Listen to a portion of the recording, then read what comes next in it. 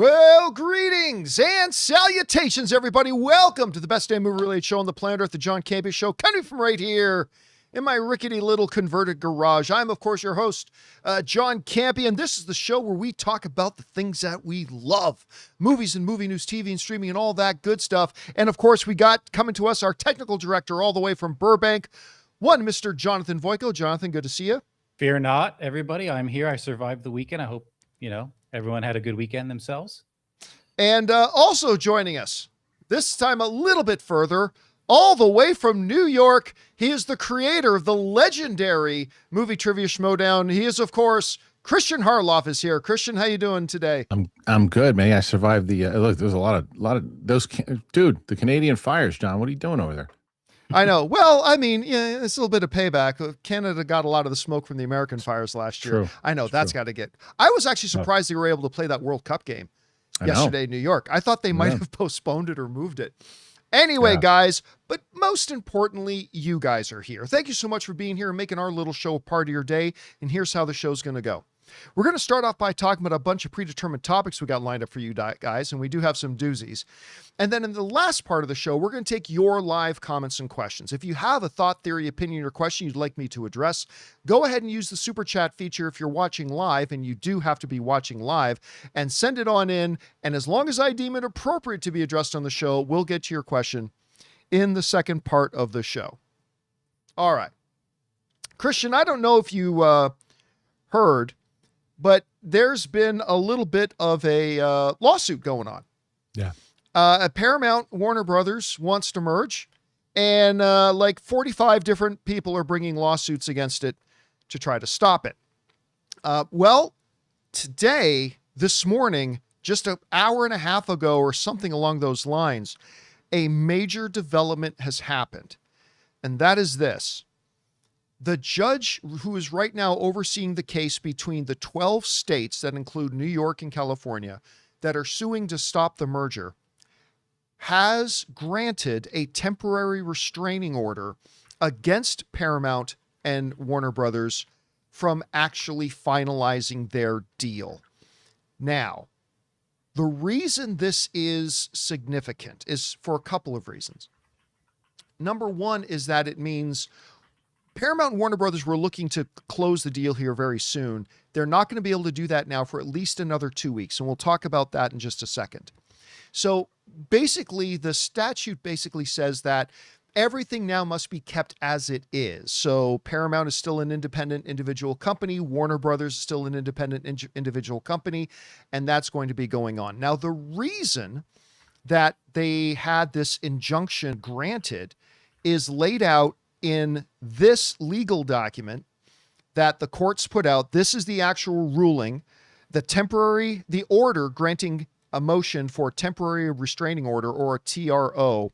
And basically, it's highlight at the end here in the judge's reasoning. Having read the papers filed by the parties and carefully considered their arguments therein and those made at the hearing, as well as the relevant legal authority and good cause appearing, the court grants the motion of the states for a temporary restraining order, and then the judge goes into the reasons. Now, this isn't a minor thing. This is a significant thing, and the reason it's really super significant is because of the specific reasons why the judge said they were granting the temporary restraining order. Now, basically what what the states are trying to do right now is obviously they're trying to sue to stop the merger, but their current motion is, hey, Paramount and Warner Brothers should not be allowed to go through with their merger until our court trial is over. And that could take a year or more. Mm-hmm.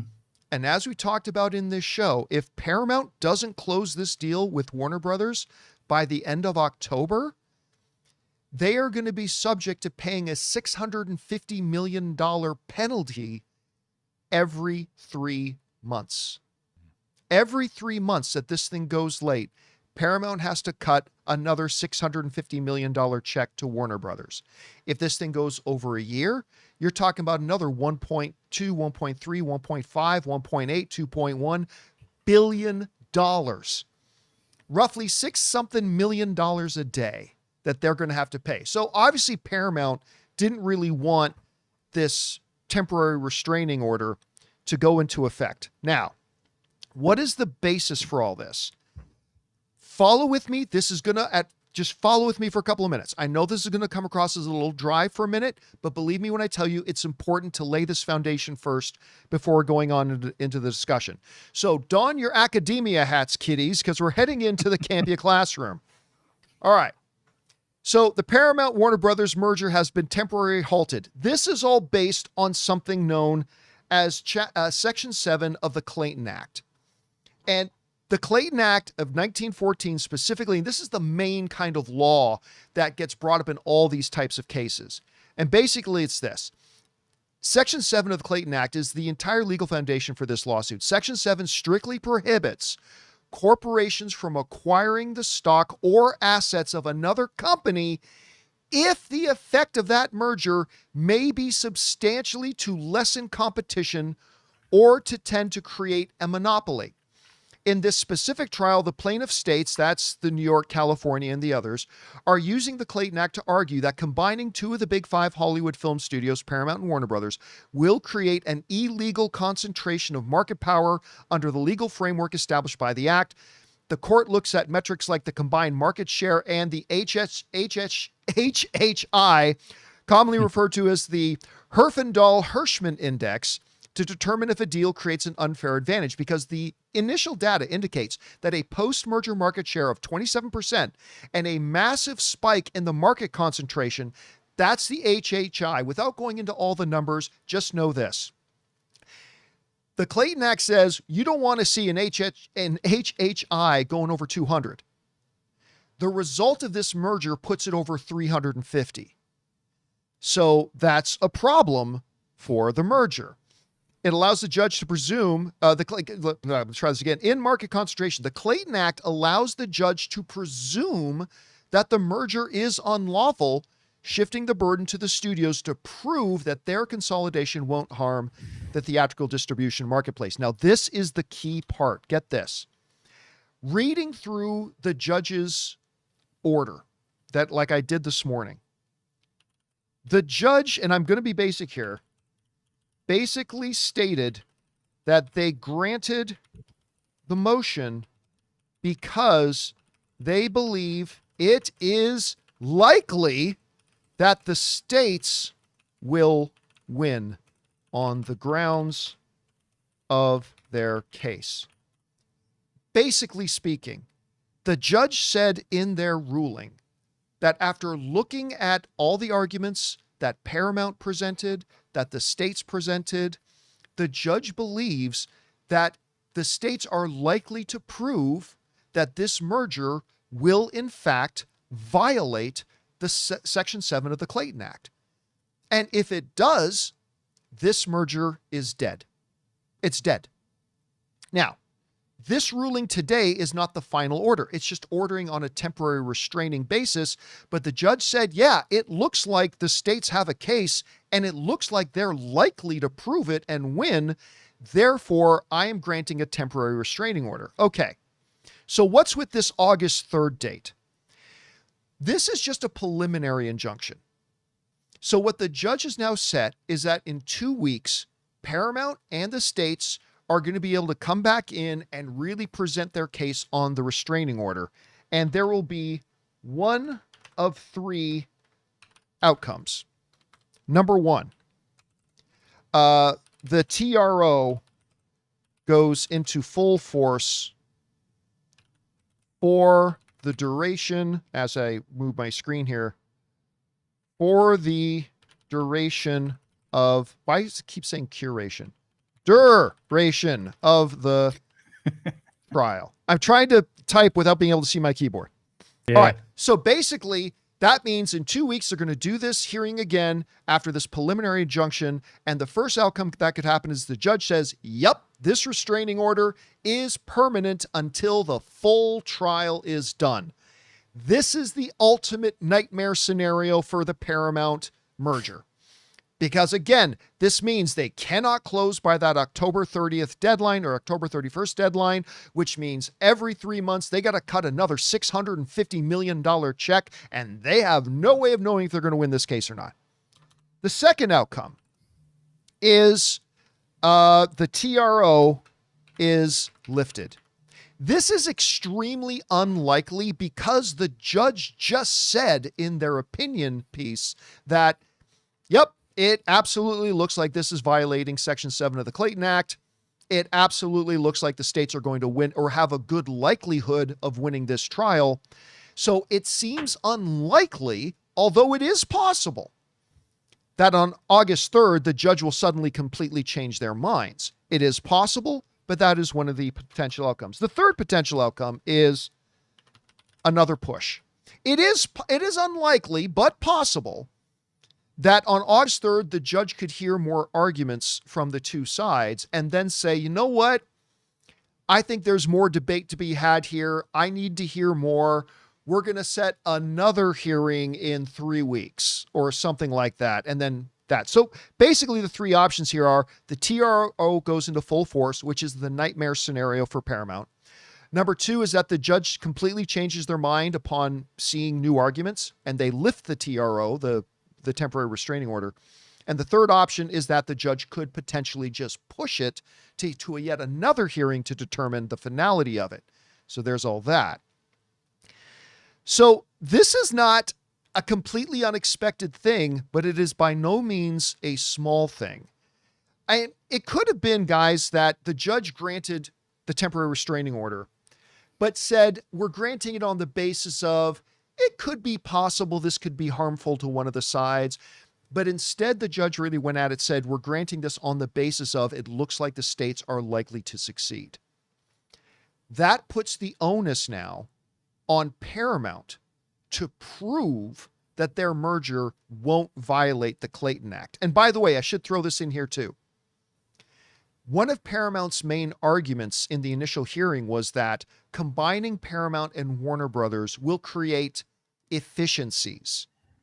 The judge fired back in that publicly available ruling that efficiencies is not a legal argument, and the judge quoted several cases of precedents showing that creating efficiencies does not overstep the Clayton Act. So that becomes a problem for Paramount here. Here's what I think is going to happen. And then, Christian, you've been following this as closely, if not more closely than me. And I want to hear what you say about this. But here's what I think that happens. If this TRO goes into full effect for the entire duration of the trial, I think Paramount bails. I think Paramount bails. I think they pay Warner Brothers the $7 billion breakup fee. Because if the judge rules this goes into full effect, that's telling them that the judge already thinks this merger violates the Clayton Act. And that could be really problematic moving forward. So I think that's the first main thing that could happen. The second main thing that could happen is what I've been thinking would happen all along, is that Paramount goes to the states and says, okay, what do we need to do to our deal to make you more comfortable with it?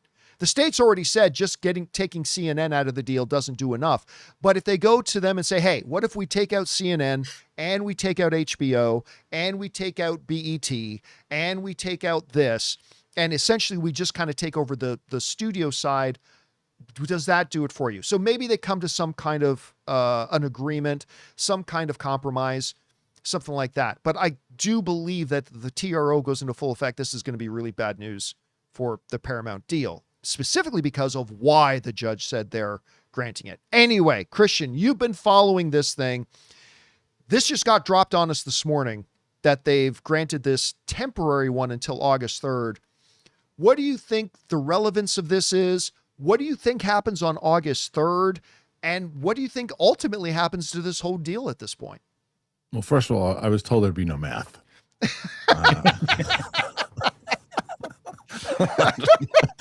So this is a deal breaker.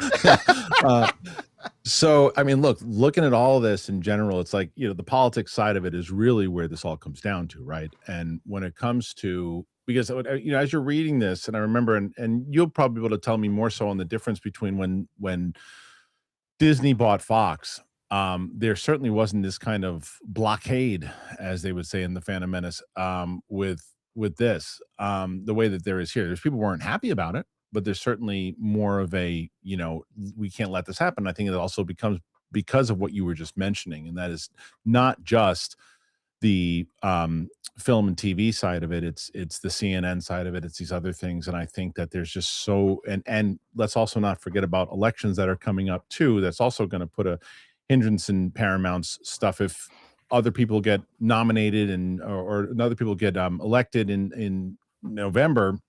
That could also hurt them down the line of potentially getting this. Because my question to you, John, too, is when it comes to Paramount, because you said you think that Paramount could potentially be out if this goes the way that you thought it could. I just feel like they put up such a fight in general to try to get it, the Netflix side of it and all that, and because of the relationship that they have with the White House, right? That I think that they're probably taking meetings every single day to try to figure out how to make sure that they sustain what they have right now. And I don't know if they're going to give it up because they've been now. I'm with you. There's one thing to say, yeah, they might not just give it up because they want it, but when you're the kind of money that you just brought up that they could be potentially losing if that does in scenario one does indeed happen.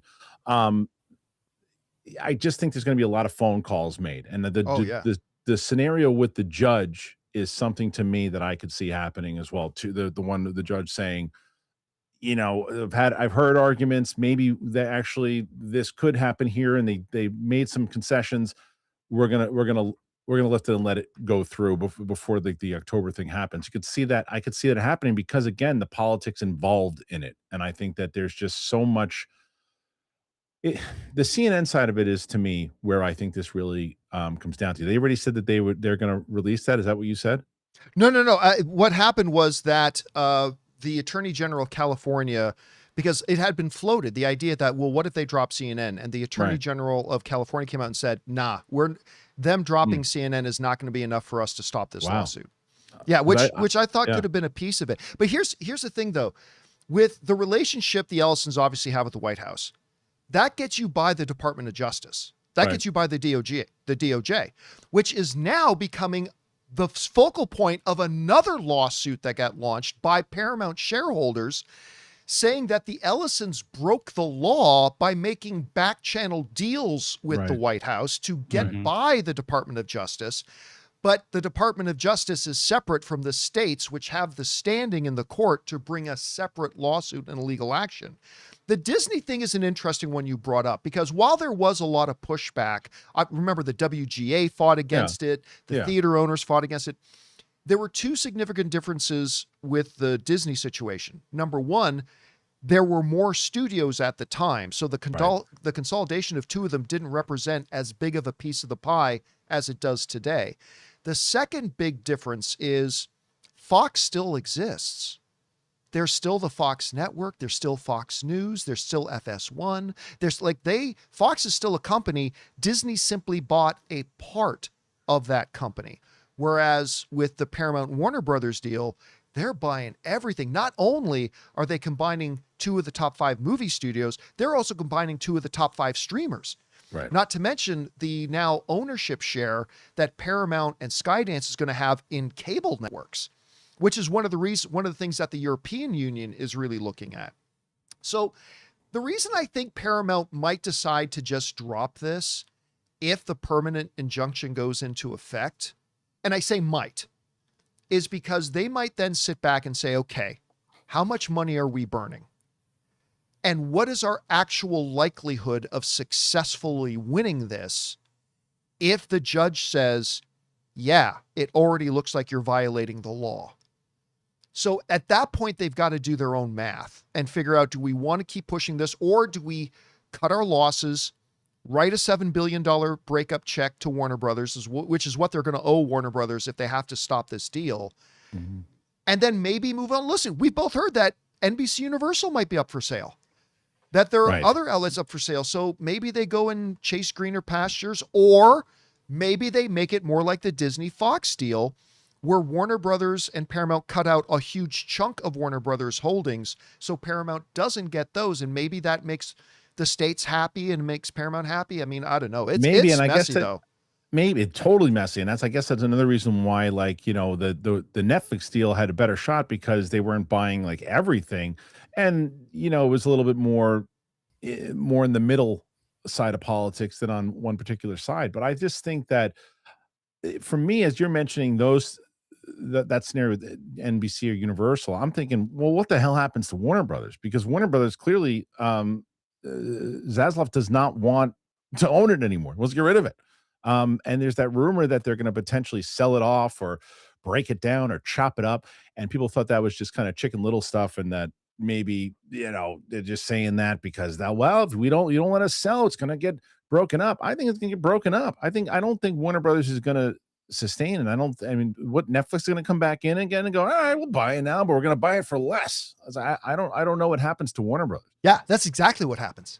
What you just said. Yeah. And here's the reason why the Netflix potential purchase represented fewer problems. If Paramount buys Warner Brothers, you are merging two of the big existing theatrical studio production companies and changing it from 2 to 1. You are basically eliminating one of the theatrical distribution companies.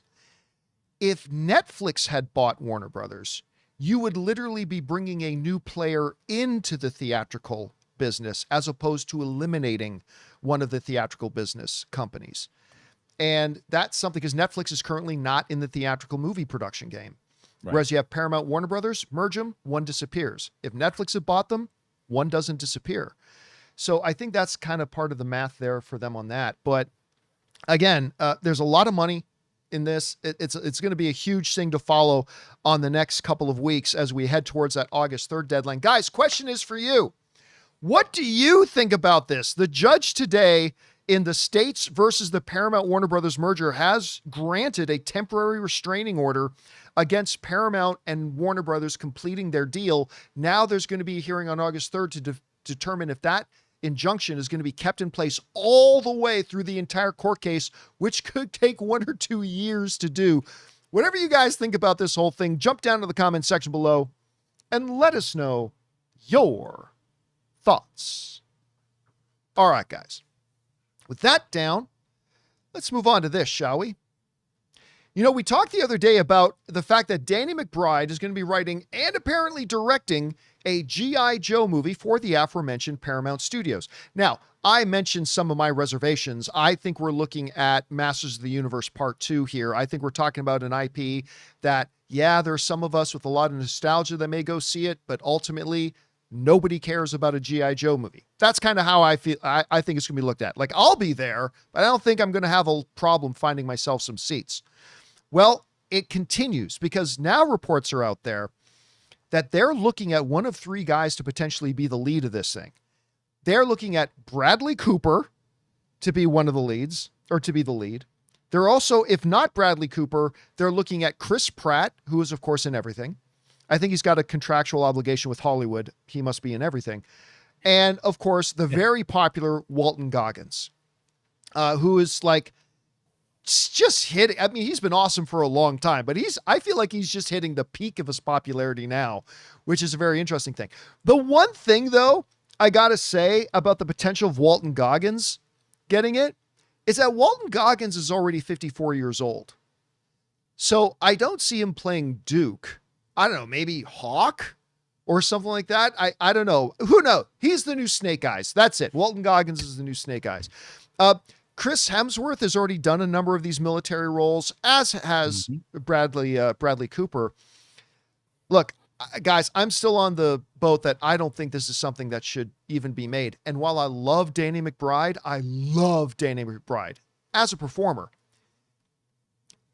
his writing credits have been, to be kind, a little hit and miss. So I'm not really, and he's never directed a film before, and now suddenly he's directing a tentpole like a G.I. Joe. I don't know, I feel weird. Anyway, Christian, you and I never had a chance to talk about the Danny McBride part of all this and this making it, but what do you think about the idea of this G.I. Joe movie? And do you think any of these 3 names they're bandying about, Bradley Cooper, Chris Pratt, Walton Goggins, do you like any of those names? Do you not? What do you think? All right, so I'm a massive G.I. Joe fan. But the comics, and I brought this up many times on on my show, but I also talk about the Marvel-based comics that came out. I think the first one was 1982, from like from like issues 1 through I think it was like 70 something.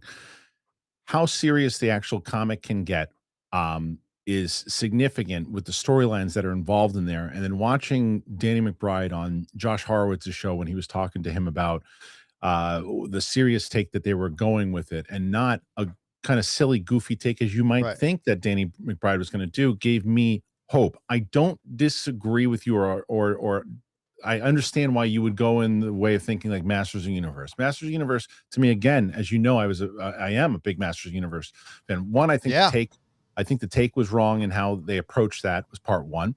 But I don't even if they change the take, I don't necessarily know if it would have helped the box office, because as you and I agree with a lot of the times is the approach on box office numbers, or what they're spending on budget rather. What they're spending on these movies for these nostalgia movies is the wrong way to go. Now, if G.I. Joe is going to cost you, $80 to $100 million to try to do, I think that this might even play better as a streaming series on Paramount Plus, personally. But if they're going to do a movie in the theater and they go serious and they get a cast in there, it could work if the trailer's good enough and the movie is really solid. But I think 80s nostalgia might be 20 years too late theatrically. I don't think it's too late for streaming. I think theatrically it might be tough. I'm going to be there. I'm going to see it. I want to check it out. I want to see if they actually go in this route. And as far as who these people could play, I think from what I heard, and maybe from your report, it sounds a little different. They seem to be competing against each other.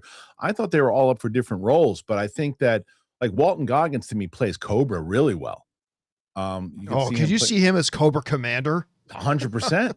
100%. You can see him because you got to be in the mask or something. I mean, he really does like a great voiceover work in Invincible and other things too. He'd be wonderful in it. And as far as Pratt playing maybe off of Bradley Cooper, if they're going to go there, but then your budget starts to build if that's what you're doing with that kind of level of talent. So I'm excited for it and I'm hopeful for it because I'd like to see where they go. But I do understand, the hesitancy when it comes to 80s nostalgia. All right, guys, question is for you. What do you think about this? Names like Bradley Cooper, Chris Pratt, Walton Goggins. The reports are saying they're looking at those guys for this upcoming Danny McBride G.I. Joe film. Do you like the idea of it? Do one of these names stand out to you? Do you not think they should make this movie at all? Whatever you guys think, jump down to the comments section below and let us know your thoughts. All right, guys. With that down, let's move on to this, shall we? Well, the Odyssey is now out and in theaters, and apparently a lot of people like it. And that's the word on the street, as outlets are now reporting that the Odyssey's Rotten Tomatoes audience score, not the critics, the audience score, is now a new record high for any Christopher Nolan film. Christopher Nolan, who I only think has 3 or 4 movies not in the 90% or higher audience ratings for his entire filmography. As a matter of fact, if we go over and take a look at the Rotten Tomatoes right now, you can see it's got a 95% critic score, but it's got a 97% Rotten Tomato score with 5,000 plus verified ratings. Now, again, we explain this a lot, but for those of you who might be new around here, the reason the Rotten Tomatoes audience score is the only valid audience score on the internet, and the reason it says verified ratings, is because a few years ago, Rotten Tomatoes implemented a system where somebody must be able to verify that they actually bought a ticket and saw the movie in order to vote. When you get onto audience scores on IMDb, any jackass who hasn't even seen the movie is allowed to go onto IMDb and just click 10 or click 0. So it's completely meaningless. Now, I'm not saying that the Rotten Tomatoes audience score is the be-all and end-all, but at least you know that the people who are voting are people who actually saw the movie. And out of the people who actually saw the movie, the rating right now is 97%. Now, how does that make and compare to other Christopher Nolan films? Well, if we go over and take a look, Christopher Nolan's The Odyssey now at 97%. That beats out his previous best, which was a 3-way tie for The Dark Knight, Memento, and Batman Begins, which were all tied at 94%. And then there was, of course, The Prestige, and The Prestige is sitting at 92%. And this is how good Christopher Nolan is, folks. Christopher Nolan's 5th highest audience score is 92%. And by the way, there are some others that I didn't even put on the list in number 6, 7, and 8 that were all still in the 90th percentile. But that's how good this is. So the audience that is actually going to see these movies, not everybody, it's not 100%, it's 97, but a vast majority of them are actually really loving this. Jonathan, I know you really enjoyed the film. Yourself, and I can't remember. You saw it in the IMAX format, did you not? No. Not yet. Not yet. You couldn't see it because the tickets were sold out. The 70 millimeter, I'm going to have to wait till like week 3, believe it or not, to grab. I believe it. Because I'm getting multiple tickets. So it was Dolby, but yeah. But you enjoyed it in Dolby. Fantastic. It's Christian, go ahead, Jonathan. Oh, no, go ahead. I was just going to say, Christian, you and I haven't had a chance to talk about Odyssey yet. Generally, what did you think about it? And I guess there's 2 levels to this question. One is, what is it about the movie that just seems that the vast majority of people seem to enjoy it so much? And then maybe a second level to that question for you is, what is it about Christopher Nolan films that seem to it's a given that people who go to see his movie, like over 90% of them are enjoying it? How would you address that? Well, first of all, Nolan's a rock star right now. I mean, that's the main thing. John Roca on my show today said something really that I thought resonated with me when he said the generation today, he's like a mixture of like Spielberg and Kubrick put together, because he can make these high elevated kind of thought piece blockbusters that people want to see. And it's like a mixture of the 2 of those guys together. And I thought that was a really good way to put it, because he's doing things that Spielberg used to do in the 80s, right? Someone even asked today, and I would have this argument with anyone. I think he is a bigger IP right now than like Star Wars is, because Nolan is more of a guarantee to get people in the theater, and more people are interested in seeing that than The Mandalorian and Grogu. It's like, so when you get Nolan right now just has that hype of a big event thing. And it's always interesting to me, because I like to talk to people outside of our circle and other people, and not people either screaming on the internet or people who are into the movie news stories or everything too. There's the people who just go to see movies, or maybe see movies every couple of months, right? Like a friend of mine here who lives in Long Island, who I talked to, and he hasn't gone to a movie in a bit, and he's like, a movie I really want to see is that Odyssey movie. And this was months ago. My 14-year-old wants to see it. Like, everybody wants to see it. Right. And clearly from the weekend numbers of overperforming into that 126, more people want to see it, and more people want to check it out, because it's that experience of like, you forget you're in the movies and you're just there. No matter if you're there with the Joker in the room with Batman, you're in there with Leonardo DiCaprio when he's sitting there trying to figure out how to get back, or what's going on with Mal. You're in there with Matthew McConaughey. You're just there with every moment and every little thing that he does, and he does it really, really well. And so it's everything. It's like that perfect kind of just package. And the answer to your question is, I loved it. I thought it was I want to see it again, because I'm a recency bias right now. It's in my top 4 or 5 of Nolan movies right now, but it could easily go up or maybe even down if I see it again. I'm not sure. But I just thought everything, I think it's Oscar Best Picture going to be nominated for sure. Matt Damon will be nominated. Anne Hathaway will be nominated. Ludwig will be nominated. He'll be nominated for director. So there's just so much to rave about. Yeah, I was amazed because, I took a look at this, and I put this up on my Instagram. There was a 6 a.m. screening, and it was sold out. Oh, 6 a.m. on a weekday. Those were some of the time slots I was looking at. I was like, do I have to do this? But didn't matter anyway. Yeah, even Spider-Man is like showing at like 7 a.m. Like, these movies are going crazy. Yeah, now granted, that was for an IMAX screen. It wasn't for a normal little 100-seat theater. We're not selling out, but still. That's why I think the box office on this is going to have such legs, because people are willing to wait for the IMAX experience. So that number is going to creep and creep, because they're going into the fewer IMAX screens that there are. I mean, certainly people are going to do Dolby and everything else, but this movie's going to have legs, because people are either going to want to go back for a larger format, or they're going to wait for the larger format. And then to Christian's point on the generations, especially with Gen Z and Nolan, Gen A showed up to Masters of the Universe because they showed up with their millennial and Gen X parents. Honestly, did they show up though? They showed up because they came with their parents. Their parents bought their ticket. They're like, I want to show you what I grew up with. Sure. And not many people did that. Gen Z was nowhere to be found for Masters of the Universe.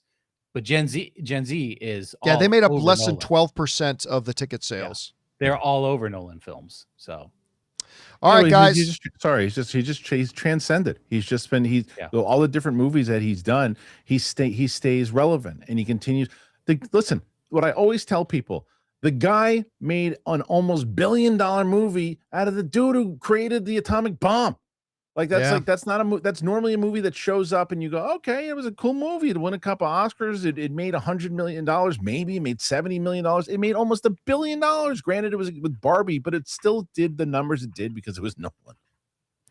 Guys, question is for you. What do you think about this? The director who made The Dark Knight, who made Inception, who made Dunkirk, who made Oppenheimer, who made Interstellar. It turns out The Odyssey is his highest audience rated film he's ever made in his career. Why do you think that is? Whatever you guys think, jump down to the comment section below and let us know your thoughts. All right, guys. With that down, let's move on to this, shall we? Well, when The Odyssey was approaching, you guys remember about a month or so ago, the box office projections for it was around $80-85 million, which was great because that would have put it right in line with where Oppenheimer came in on its opening weekend. I think Oppenheimer, correct me if I'm wrong, but I think it made like $82 million on its opening weekend. And then, like Christian just pointed out, it went on to make nearly $1 billion and won Best Picture at the Academy Awards for, shits and giggles. Well, they were projecting that The Odyssey could itself come in around that $80 million mark. Then it got adjusted up. Then they were saying, well, it could be $80 to $100 million, which would make it the biggest launch of any Christopher Nolan film that wasn't called Batman or didn't have Batman in it, even though this one has Robert Pattinson, but that's neither here nor there. Then they said, oh, this thing could go over $100 million. Well, now it's out. The official accounting right now is saying that The Odyssey made $124.5 million. Some outlets are reporting that's going to be adjusted up to 126. Either way, we're looking at about $120 million opening weekend. And the reason that is so significant is because that number represents a number of box office records that it sets. 6 specifically that we're going to talk about here. First of all, the records that set with 124.5 million, again, could be adjusted up to 126. First, and we talked about this the other day, it was the biggest preview screenings of 2026. The Odyssey made $17.6 million on its preview night, which beat the previous record holder, which was Toy Story 5 at 17.5. It is also the biggest R-rated opening of 2026. The previous biggest R-rated opening of this year was Backrooms with 81.4 million, Odyssey obviously with 124.5. It also becomes the biggest R-rated opening in Universal Studios history, beating out 50 Shades of Grey, which had 85.1. And by the way, I also want to mention this. At 124.5 million, it is the biggest R-rated opening of all time of any movie that doesn't have the word Deadpool in it. I was just looking at that. Yeah, only comic book films, specifically the 3 Deadpool films. The 3 Deadpool films are the largest R-rated openings ever. But other than movies with the word Deadpool in it, you're talking about The Odyssey is now the biggest opening of any non-comic book film, R-rated film in the history of cinema. Also, first R-rated Universal film to open to above $100 million. It is the best opening weekend in history for a sword and sandal epic. Yes, that includes the Lord of the Rings films, which beat out 300 that had a $70.8 million opening. And the biggest opening ever for a Matt Damon film. The previous best was his Bourne Ultimatum at $69 million. Now, he was a supporting character in Oppenheimer, so that one doesn't really count. So several numbers here. Again, to me, the biggest one is the one that doesn't even come up on the score sheet, which is the highest opening for an R-rated film ever, other than a comic book film. I think that's significant. I also think, Christian, that it's really significant that this thing has blown, like those initial projections that was just about a month and a half ago. It's beaten those numbers by over 50%, coming in at 127. Now, look, this movie has to make a lot of money to break even. Right. It does, right? Like, it's about a $250 million budget. If everything else was normal, you're looking at a movie that needs to make in the 600 million plus range to break even. But then you got to add on top of that the Nolan tax. Right. Christopher Nolan and his partner are getting 20%, not of the net. They're getting 20% gross of this movie, which really pushes the break-even point up to north of $800 million. And this is an R-rated film. Only 2 R-rated films in history have ever made over $1 billion. So I think the reason, and I'd love to know your thought on this, Christian. I think the reason that the studio looked at that and said, you know what, we're still comfortable doing it, is because they look at this as Christopher Nolan's masterpiece. Mm-hmm. I think they're going to look at this the way they look at Inception, the way they look at Oppenheimer. They believe this is a movie that is going to become, join the pantheon catalog of the great Hollywood films, and whether they're right or wrong. And they believe this is going to be a movie that generates money for them for decades to come. There's a prestige, winning Academy Awards, but I think they see this as a moneymaker for them for decades to come. But anyway, you saw these numbers. Did you expect it to make over that 80 million initially? Are you surprised, not surprised at the 125 million line? Where do you put this in historical perspective right now? No, I'm not surprised. I say when we were doing the predictions, when they were calculating between 85 to 100, I think my prediction on my show was like 110 to 115. So it even overshot what I had said. I don't remember what the hell I said, but something along those lines, because of what we just talked about and the fact that it is an event and it is hard to get people to get excited about going to the movies. And in order to do that, Nolan gets people in the seats. He's more so the movie star. And we used to have this conversation, John, back in the day on other shows where it would be the movie star themselves in the way that it was a Tom Cruise or Will Smith back in the day. And nobody really knew, well, the new Julia Roberts movie's coming out. What's she in? Who gives a shit? I'm just going to go see it. That doesn't happen anymore with actors. It happens with Nolan. Yes, obviously, Odyssey was something that the swords and sandals idea of it in this big action epic thing. That's what people wanted to go and check out. And he gets people excited to go to the movies again. And so I think that as far as what you were just talking about with Universal, I think it's a little bit of the one battle after another thing where now I don't think that this movie is going to lose money, but in the idea that one battle after another, the studio knew they were not going to make money box office wise with that movie. It cost $170 million, but the investment paid off with all the acclaim and the prestige and everything that came from it. And they had a big enough year with all the other movies that they had with Sinners and everything else too, and Weapons, that they had enough money in the bank to say worth the risk. Now they haven't had those many wins this year. Universal hasn't had so many wins, I guess, this year, right? I guess what they did? They had Mario, right? So Mario was was already a win that they had. So this one can go ahead and make. And then doesn't, and shoot, man, no, what am I talking about? Even Obsession was Universal as well, too. That's right. They did distribute that, didn't they? Yeah, they distributed that as well, too. So they have, they're doing okay that way. So they can make it back a little bit if it doesn't. But they also are taking the risk in Nolan because they don't want to do what Warner Brothers is. They don't want to piss him off. They want to keep him there for a while. So it's like, okay, he's worth investing in. So they invest in it. I think it's going to make close to $1 billion, if not $1 billion. And I think they're going to make their money. By the way, we see a great picture here of Christopher Nolan and crew doing their best Team Norway thing there. Anyway, guys, question is for you.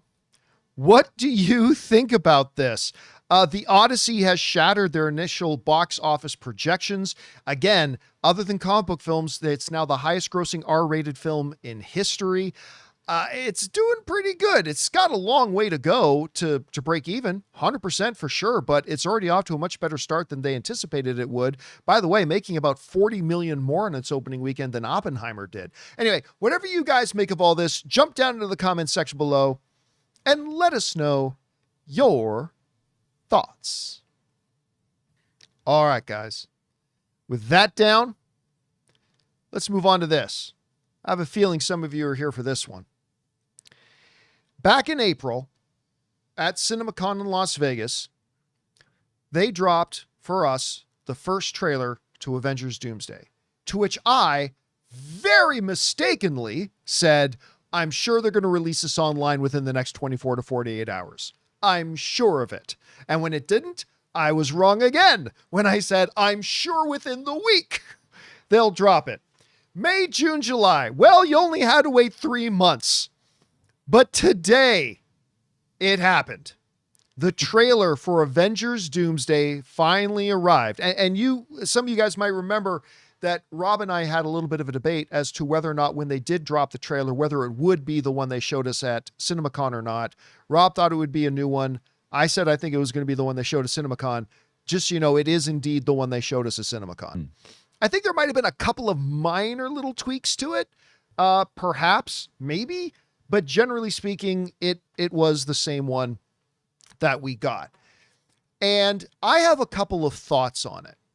And I'm trying to remember back 3 some odd months ago to my initial first feelings of it and reaction. So here's a couple of my thoughts. I think take the Avenger Doomsday part out of it. How did I feel about this as a movie's first trailer? I think it was a very solid first trailer for a movie. Remember, we live in an era now where first trailers usually don't give you too much. They just set the tone, give you a general idea. And then once you get into the second and third trailers, they dive a little bit more into the meatiness of the movie to give you a fuller picture of what the movie's about and what the main kind of plot pillars are going to be. This one was just a taste. It's like, look, guys, they're all back and they're all here. Yeah. But you gotta have some needle drops. And this thing has a couple of needle drops. I think the thing that made me cream my pants the most was seeing Shang-Chi, who you guys know I love Shang-Chi, and frickin' Channing Tatum's Gambit actually fighting hand to hand on screen. I remember being in that auditorium with 5,000 other people, and like people lost their minds when you saw Shang-Chi and Gambit fighting. I thought that was great. Obviously, just seeing Magneto and Professor X is huge. Then, of course, one of the big ones, frickin' Thor coming down with Stormbreaker and Doom. Like when he came down with Stormbreaker on Thanos and nearly killed Thanos. With Doom, pinky finger. Pinky finger, stop. We're effed. That's the general message here. We are all completely and royally, without lube, screwed. And that's kind of the message there. But I think the biggest needle drop, at least in the auditorium I was in, when you hear Thor going, no, it's impossible. And you hear, hey, pal, camera cuts over. There's Captain America. There's Steve Rogers. And then, of course, and then Thor has to do the 2-factor authentication, right? Not just seeing is like, can you pull me on here? Yeah, I can pull me on here. Yeah, 2-factor authentication confirmed. Yep. It's him. I thought it was great. Let me tell you a couple things I really loved about it. He is not a robot. Yeah, he's not a robot. One of the things I loved about it was, one of my favorite Marvel movies is Thor Ragnarok. I thought it was a perfect balance of heavy, dark, and serious with fun, light stuff. I thought it was a great balance of that. Thor Love and Thunder lost their balance and they went way into the silly and all. Like, I'm sorry, you lost me at Bao, the god of dumplings. Like you lost me. This Thor is all business.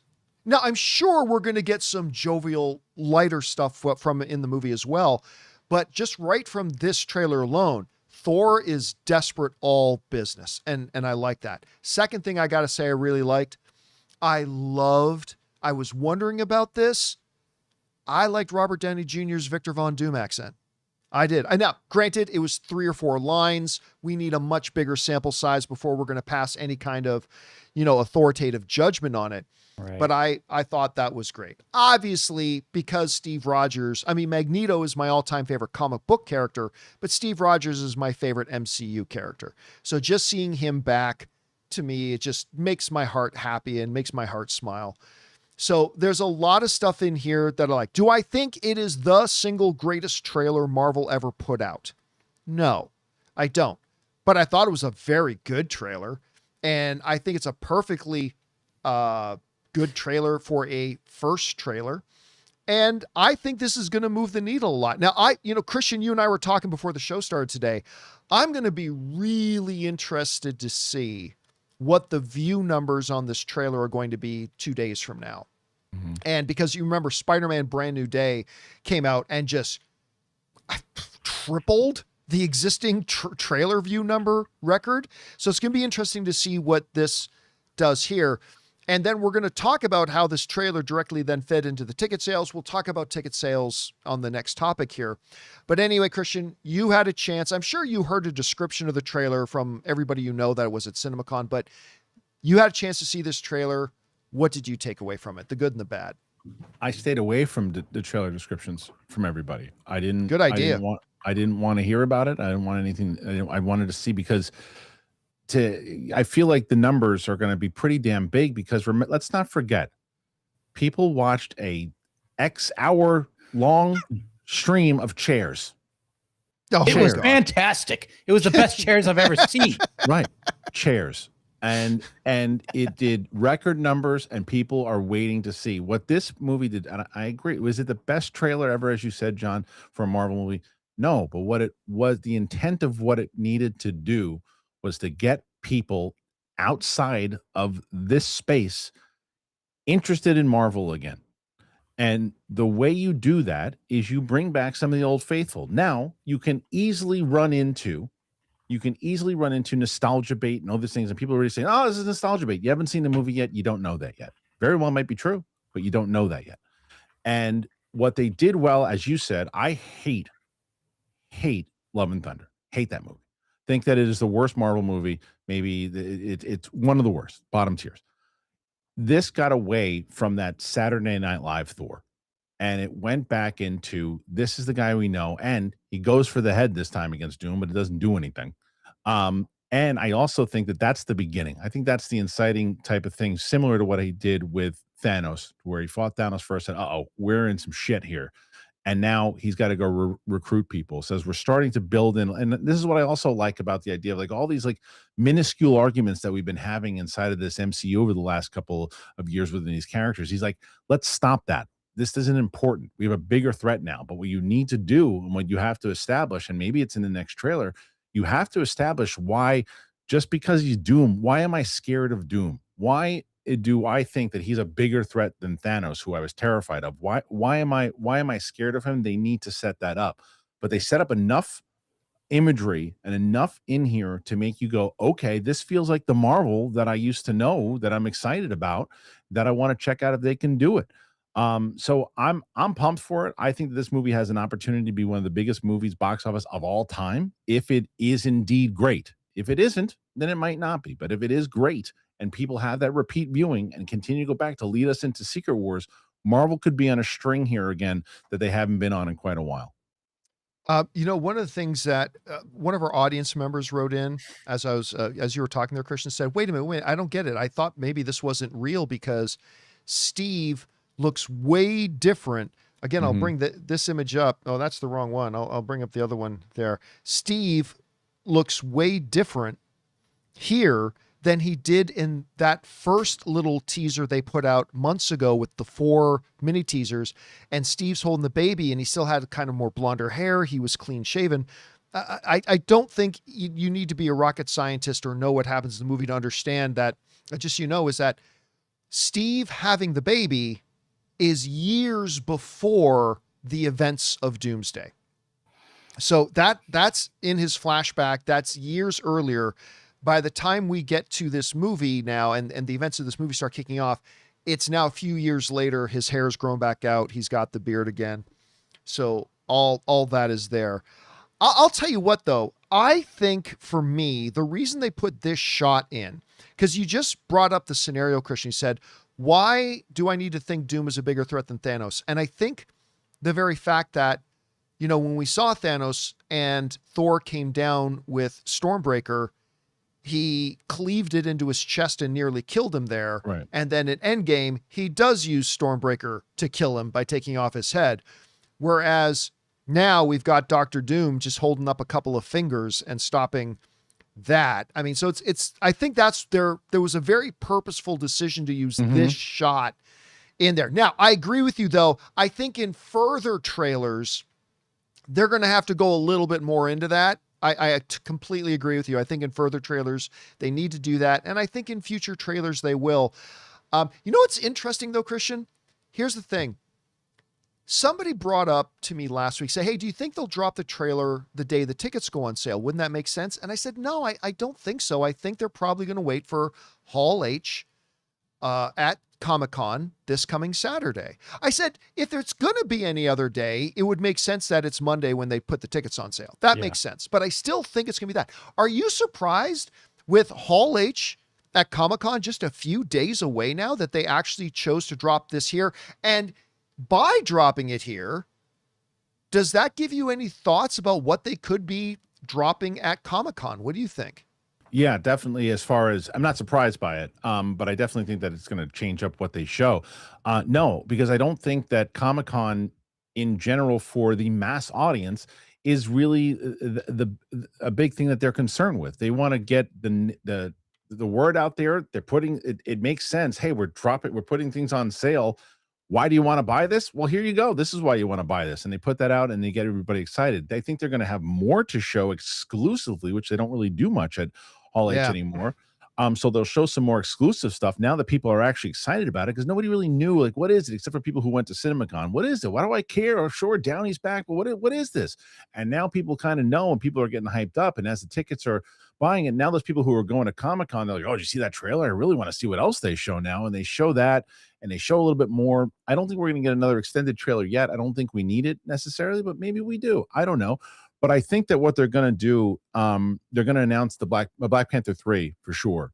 And I mean, we know that we have, I mean, not announce it. We know that's coming out, but to do, they're going to show more of it. They're going to have more with the cast. They're going to have more of those things. And they're going to announce that it's the first, I think it's going to be the first movie after Secret Wars. I think they're going to be able to be confident enough in saying that. The X-Men thing is what confuses me, because if we all think Sadie Sink is Jean Grey, and we're going to see that in Brand New Day. If we all think that is the case when they're kind of leading up in the trailers, it would be kind of a letdown if they announced her a week before the movie comes out, or they say, okay, well, she's going to be Jean Grey. Go see the movie next week. Well, that you're holding the surprise for so long. And then if they don't announce, surprise, is there anybody on the planet right now that doesn't know she's Jean Grey? I think outside of our circle, John, I don't think there's a ton of people who don't. I think there's a ton of people who don't, who have no idea. But then I would say those people aren't going to be looking up announcements coming out of Comic-Con. I agree with you. I agree with you. That's why I don't think that they're going to make major announcements as far as X-Men goes. When who the new X-Men are, all that stuff. If they do a big X-Men announcement, if they decide to do that with the cast, I think it's possible that they're going to do it at D23 in August, because the movie will already come out. They already have, Sadie Sink announced. But I think Avengers stuff, Avengers footage, a big Avengers panel or something too, because it's going to be coming out, at the end of the year. I think that's really where the focus is going to be on. They're going to show some scenes and other things. But as far as what we're going to get, as if you don't go, I think you're just going to get. I think you'll get it. Have they started shooting Black Panther 3 yet? I don't think so. No. Right. So, I mean, what's the other teasers and other things that we could get? I mean, I don't really know. They're going to do. I mean, they'll probably do something for Brand New Day the week before it comes out. They'll probably do something. There might even be a screening for it or something at Comic-Con. Oh, I wouldn't be surprised by that at all. Right? But here's my hot take. Okay. Yeah. Number one, I think you're right. I just had a conversation with somebody about this the other day, and I used to think the opposite, but they convinced me, and now you've just further convinced me. I agree that I don't think they're going to do much X-Men talk at Comic-Con, because they want most eyes on Spider-Man Brand New Day. So you've got, they're starting the big marketing push for Doomsday, and Spider-Man Brand New Day, big home stretch for that. I totally see that. Here's my hot take. And I'm not the only one in the world to have guessed this, but this is my guess. I think they announce their mic drop at Hall H this year is going to be announcing a secret project that comes out between Doomsday and Endgame. Now, whether that is indeed a You mean Secret Wars? Sorry, Secret Wars. Secret Wars and Doomsday. I'm going to do that a lot, by the way. Well, yeah. Well, it's getting re-released in September, so that's probably so there's that. Yeah. What's the name of the? What does they say, Jonathan? Was the name of the re-release? It's Endgame Revisited Encore. Encore. Endgame Encore. Because they're going to put a post-credit. They're going to put a post-credit scene at the end. Yeah, that ties into it, but I don't think it's going to be ultimately important for us to see. But I think that their big thing is going to be they announce a secret project. Again, I have no insider information on this. This is just me speculating as a fan. I think they're going to announce a secret project that's going to be releasing, whether that's a Doctor Strange 3 or whether that's I can't really see it being Shang-Chi since the director is working currently on other things, specifically Spider-Man. But I think there's that. And you know what? I think you're absolutely right, Christian. I think they talk Black Panther 3. I think Denzel Washington comes out on stage. Maybe they announce a new T'Challa. I don't know, but I think that. By the way, are you going to Comic-Con this year? Yeah, I'm retired.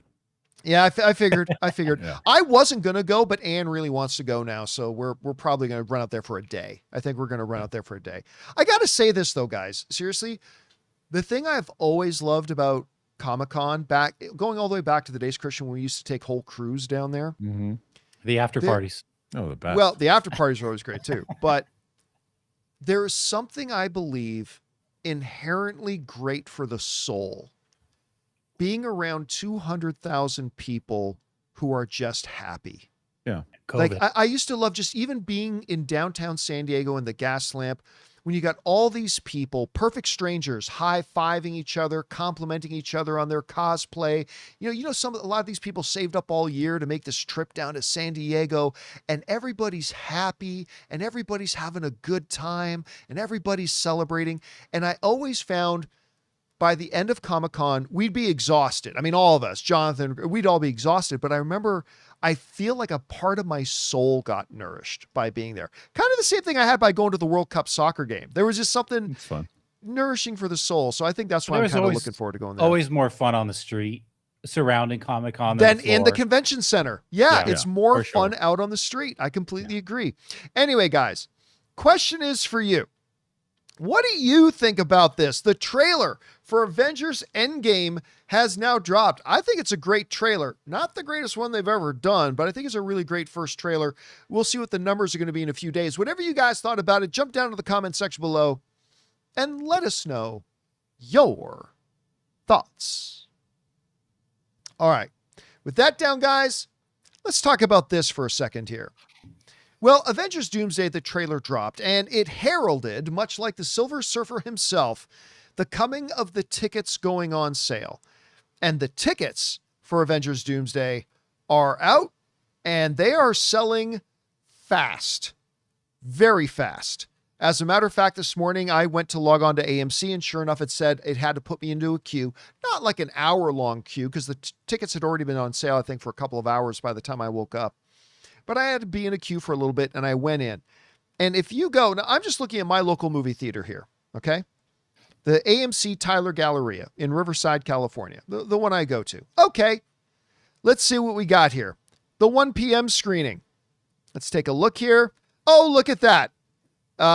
Sold out except for 5 seats in the very front row, which I don't think a lot of people want. All right, maybe we go to 415. Let's see here. 415. Nope. Unless you need one of the handicap spots, no seats left. Even the frickin' front row is done. Let's go to 8 o'clock. This is Tyler. This is Tyler. This is AMC Tyler. Okay. You have 1 seat in the very front corner is available. I don't think anybody's going to want that. That's Dolby. Let's look at let's go to the XL theaters at AMC, these big theaters. Everything except for the first 3 rows gone. Probably there's an argument for that 3rd row if you really need to. Yep, I think again, we go into the next time, same thing. All the main seats are gone. Go to the 8:30, even fewer seats available, gone. And I went down and I went through, guys, a number of the theater. I went through the Burbank Theater. I went through the Victoria Gardens Theater. I went through a few of them, and everywhere I looked, it's all the same thing within the first couple of hours. And remember, there are a lot more tickets available for this than there were when Odyssey and Dune 3 put out their tickets, because those were just for IMAX exclusively. More formats. Mm-hmm. These are a lot more theaters. And even with triple the amount of theater, quadruple the amount of theaters that these tickets are going on sale for than there were for Dune 3 or the Odyssey, we're seeing them selling out fast. So, Christian, my first question for you is, do you think the trailer being released had much to do with that? Or was this a foregone conclusion that when the tickets for Avengers Doomsday went on sale, they were going to sell like hotcakes? What do you think? I thought they were going to do very well, but the trailer certainly helped.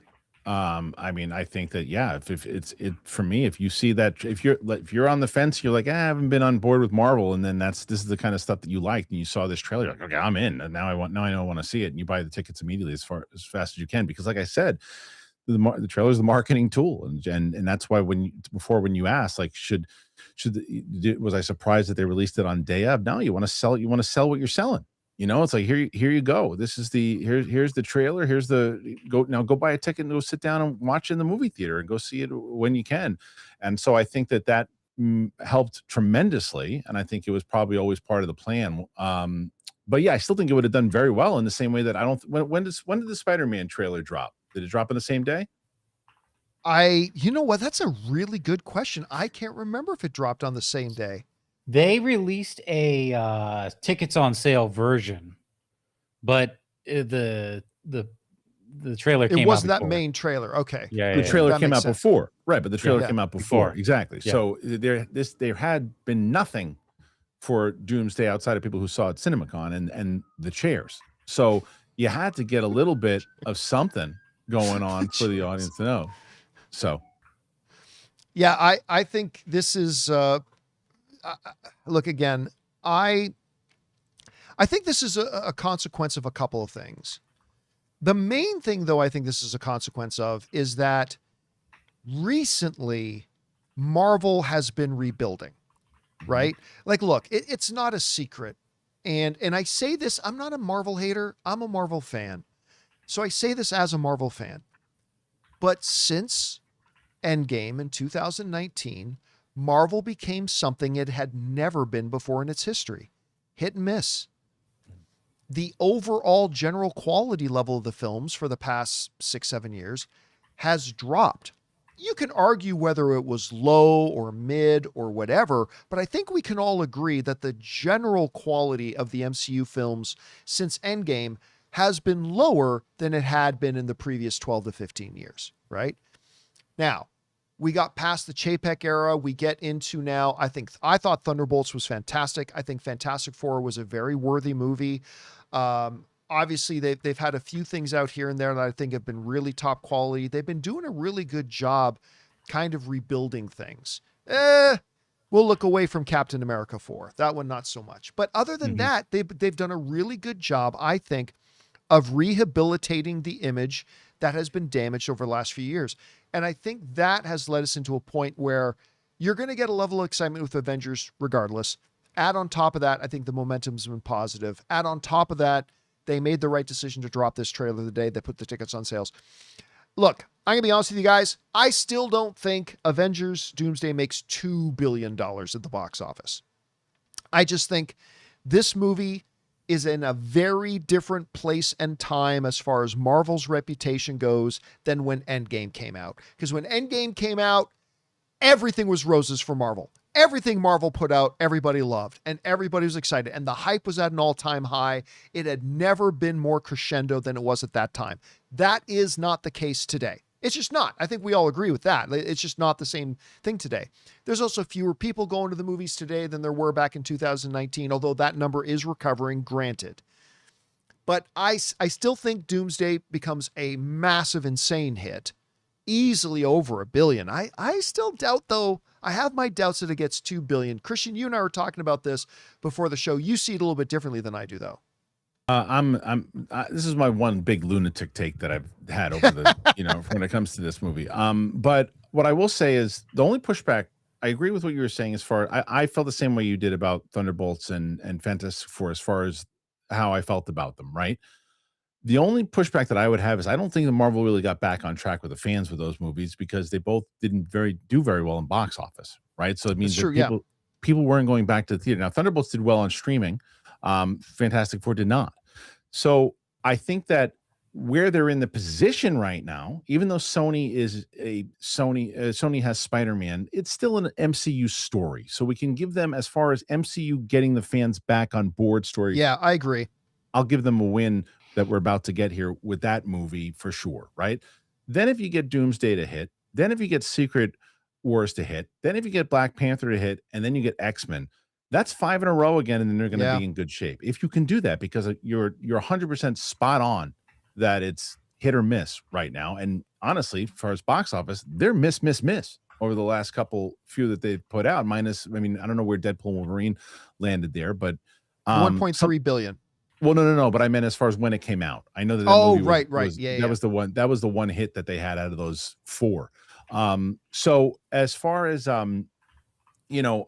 box office for this one, because of Spider-Man, and depending, that post-credit scene of Spider-Man is going to do something.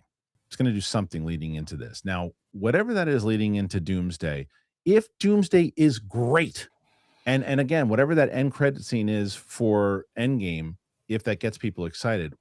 If Doomsday is great and it really gets people excited again to go see Secret Wars, I've said this, I might be a lunatic, but I think it is it has a very good possibility to be the most profitable movie of all time. I think if people go back, repeat viewing, and care enough in the way that people are buying 4, 5, 6 tickets to go see the Odyssey, if the Marvel fans say, this is what I've been waiting for so long, and those hardcore fans can come back. But if it's just subpar and it is just nostalgia bait, then yes, then maybe it hits 1.7, 1.8, and then it taps out. But I've got a feeling about it. All right, guys. The question is for you. What do you think about this? The tickets are going fast. Have you guys been able to grab yours so far? I was lucky enough to be able to grab a couple for myself. Whatever you guys think about this and how big do you think this movie ultimately can be, jump down into the comment section below and let us know your thoughts. All right, guys. With that down, it's now time for us to move on and take your live comments and questions. But before we do, we're going to bid good afternoon, of course, to our technical director, Mr. Jonathan Voico. Jonathan, we'll talk to you again tomorrow. All right. See you guys tomorrow. And of course, you know him. He's just one of the guys I've worked with most over my career. Christian Harloff, one of the best guys just to talk movies with. Christian, thank you so much for being here today. We'll see you again, hopefully next week. Yes. Yeah, I'll be back on Monday. So people want to stop by and say hello and check me out on my channel. But I'll be back here on Monday. Good to have you, man. And we will talk to you later. All right, guys. Now let's get on to the real important stuff, which is, of course, your topics and comments and questions. So let's get over and take a look and see what you guys have to say, shall we? We're going to start off here with, I believe we're starting with Cassidy, who writes, I speak only for myself, of course. However, that trailer they released is the same trailer that was ruined for us 2 months ago. Thus, I was underwhelmed by the Doomsday trailer. It had nothing new, and I was quite bored, just me, I guess. Well, I mean, look, I take umbrage, and thank you for sharing your thoughts there, Cassidy. I take umbrage with the idea that you can spoil a trailer. A trailer is a commercial. A trailer is, by literal definition, a corporate piece of content designed to get your money. A trailer is a corporate produced piece of content, piece of advertising, simply meant to influence you to give them your money. And I love movie trailers. I made an entire documentary about movie trailers. I do. I love them. But let's not lose the fact that they are corporately produced pieces of marketing. Therefore, I dispute with people, even some of my very, very good friends, Cassidy, which obviously you are one, that one can spoil a trailer. It's a commercial. it's a commercial. It's not the movie, it's a commercial. And I would also say this, like, I love the fact that you spelled it out in detail. I would say, well, if you were bored with it because, as you said, you already knew what it was, well, I mean, I don't know what to tell you. In that case, there was nothing that could happen that would have made you excited about it. I would always say this, Cassidy. My encouragement would be, evaluate it on its own merits, not about whether you already heard what happened in it or whether you were wanting to see something different than what you already heard happened in it. I would say just evaluate on its own merits. And when you do that, I guess I can take off my headphones now. When you do that, maybe you'll like the trailer or maybe you won't, but at least you're liking it or not liking it based on the merits of the actual trailer itself. So that would be my encouragement. Anyway, thank you so much for articulating so well your thoughts on that, Cassidy. I appreciate that. All right. Danito writes, Doomsday, the day franchise leads turn evil. Oh yeah, because you got RDJ and you got Paul Atreides. Again, I'm very curious to see how Denis Villeneuve handles Paul Atreides, because again, I don't like Dune Messiah very much as a book, and clearly Denis is going to take a lot of creative liberties. We'll see how creative he actually goes with it, Danito. All right, Raymond Verada writes, World Cup finals done. Avengers Doomsday trailer done. In 24 hours, LeBron will announce his new team with Mjolnir. LOL. By the way, I mean, I was cheering for Argentina. Just to get Messi. You know, I want to see him go out on top. But I'm watching that game yesterday, and I'm like, Argentina has no business winning this game. I mean, Spain was clearly the best team in the tournament. Everybody thought, oh, they lost a step because in their first game, they got a draw with Cape Verde. And then later we realized, holy crap, Cape Verde was for real. And maybe it's not such a terrible stain on their record because they got a draw against them. Anyway, so yeah, going into the final, I was cheering for Argentina just because I wanted to cheer for Messi. But yeah, there you go. But what a heart stopper of a finish that was. Heart stopper of a finish. All right. Next up, Javon Gant writes, what are some of your most viewed shows throughout the years? New movie trailers dropping, Oscars, casting announcement, Comic-Con, something else? I don't understand the question. What are some of your most viewed shows? But then you mentioned movie trailers, Oscars, casting announcement. None of those things are remotely similar. I'm sorry, Javon. Like I really do. I want to answer, but I'm not really sure what it is you're asking specifically. So I apologize that I can't answer. Guys, do me a favor. When you are writing in your stuff, you're taking the time to send me a question. I want to give it the care and answer you deserve, but I just go over your question again and say, somebody who's not me just reads this cold. Are they going to be able to clearly understand what I'm writing? Because I'm not quite sure what it is you're asking there. I'm sorry, man. All right. Next up, Dino Vader writes, one of two. I'm disappointed by the trailer. I'm getting strong Rise of Skywalker vibes. Okay, what? What about? You guys know how I feel about Rise of Skywalker. Anyway, what was remotely similar? I gotta ask my film loving brother, what is remotely similar between this trailer and Rise of Skywalker? What is even remotely similar? I'm getting strong Rise of Skywalker vibes. I can't even say why. I'm just fed up with superhero movies. Well, I mean, that's a separate thing altogether, Dino Vader. Too many disappointments in recent years. Hey, that's fair enough. DC, DCU, Lucasfilm, and Marvel have completely killed my interest. Well, that's a horse of a different color. That's a totally separate thing. Right? That you are just at a place right now that you've been disappointed and let down too many times by all the various franchises that your interest has waned. Totally fair enough. I get where you're coming from. I don't completely agree, but I totally see where you're coming from. And I think that's totally valid. Totally valid. I don't see any similarity though between this trailer and the Rise of Skywalker, but that's just me. But other than that, all your concerns, objectives, the status of where you are, totally understandable, man. Completely understandable. All right. Next up, Nico writes, hey, John, watched the Odyssey in 70mm twice and I loved it. There's a theater near me that shows it in 35mm. Would you recommend it be my first in 35mm? I'm not really sure what you mean by showing it in 35mm. I'm not familiar with that myself. I'll be honest with you. I saw the Odyssey in 70 mil.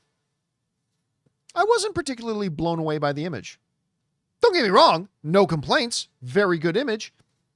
I just didn't think it was all that big of a deal. My wife, Anne, went to go see it a second time without me. And she saw it in the Dolby Prime, and she said it's way better in the Dolby Prime.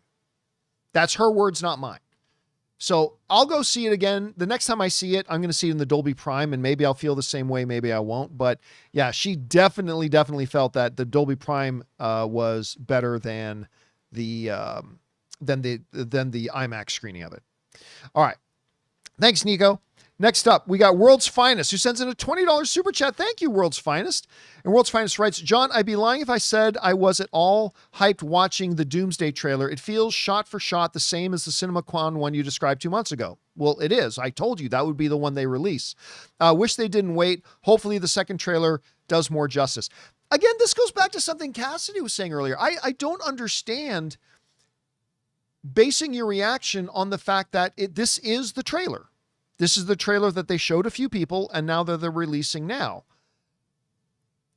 Again, my encouragement would be judge the trailer on its own merits. And if you like it or don't like it based on its own merits, that's fine. But if you're going in because like it's the trailer, the one that they gave us at CinemaCon that they didn't give to the rest of the world, now they're giving it to the rest of the world. I don't see the logic in like setting yourself up to say it's got to be different from that one. I don't know. I would encourage just evaluate it on its own merits. That would be my encouragement. All right. Thank you again, man, for supporting us in that level, World's Finest. Appreciate that, man. Anwak writes, I'm so disappointed that Cyclops don't have the trunks. Oh yeah. Again, you know me though, dude. I hate the underwear. I hate it on Superman, and I love the Superman movie. I love the new Superman movie, but I hate the underwear on the outside. Hate it. I'm totally glad they didn't have that in there. Let's see. Next up, we've got Jeff, who writes, my only real concern about Doomsday is that the MCU hasn't built up Doom at all. Completely unnecessary. So it might seem forced to suddenly accept a new villain that seems or terrifies Thor more than anything else. Again, I argue and debate with my fellow film fans about this and some friends of mine all the time. You do not need to build up Doom. You just don't. The greatest villain in cinematic history is Darth Vader. Yeah, you may feel differently about that, but it's my show. So to me, the single greatest villain in cinematic history is Darth Vader. You did not need 3 movies building up Darth Vader before you made Star Wars: A New Hope. You just had to have Vader. Hans Gruber is one of the greatest villains in cinematic history, played by the late, great Alan Rickman. Hans Gruber is one of the greatest villains in cinematic history. You did not need 2 or 3 movies building up Hans Gruber before bringing him in and making him one of the all-time greatest cinematic villains. You did not need build-up for it. I mean, just about any movie with a great villain, of which there have been many, you never needed build-up. If you need build-up, then you don't know how to write a good movie. If you can't write a great, compelling villain without having 2 or 3 movies of build-up, then you don't deserve to be a screenwriter. You don't deserve it. I mean, even the best of screenwriters will write bad screenplays. Of course, everybody's got a bad day at the office, but you absolutely do not need build-up. I thought Killmonger was one of the best villains Marvel has ever had. Did they need build-up for Michael B. Jordan's character before Black Panther? No. And yet he ended up being one of the best, most layered, villains that the MCU's ever had. So yeah. I mean, listen, the problem, by the way, they tried to do a lot of buildup with Kang. Did that help? Not at all. They did tons of buildup with Kang. It didn't help that character at all because they botched the Kang character. Kang could have been great, but they botched it, and giving him buildup didn't help. So I would say I again, I'm not saying your opinion is different than mine, and therefore your opinion is no more and no less valid than mine. But you're asking me, so I'm going to give you my position on this. I don't believe at all that a good villain needs build up before you get there. You write it well, you do it right, then you can have the next Darth Vader. Or not. I mean, we'll see, but it won't have anything to do about whether or not you had build up. Did Jaws need a shark trilogy first to build up to Steven Spielberg's masterpiece, Jaws? No, you just drop Bruce right into the movie and away you go. Anyway. All right. Thanks for that, Jeff. Appreciate it, man. Next up, let's see. N. Mander writes in, after watching Doomsday trailer, I don't think it will hit 2 billion. I love Marvel, but felt no emotion towards the new heroes. If I'm feeling this way, I can only imagine how casual fans feel. Well, I know, all I know is this. I went over to the trailer, the official Marvel trailer. And as far as your casual fans go, they're losing their minds. They loved it. I sometimes think casual fans, and tell me if you guys agree with me or disagree with me on this, because maybe I'll change my mind on it. But here's the thing.